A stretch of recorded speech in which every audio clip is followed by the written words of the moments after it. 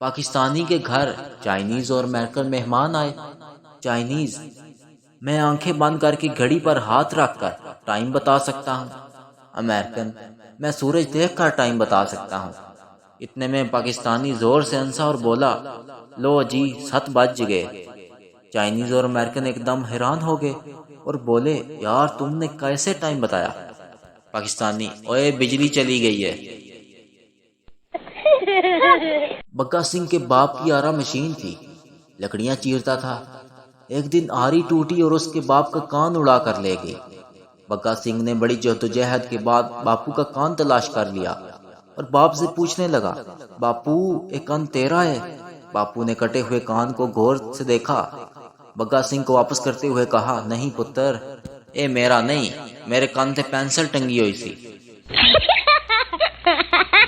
پٹھان سے کسی نے پوچھا، اگر آپ کی شان میں کوئی گستاخی کرے تو آپ اسے معاف کر دیں گے؟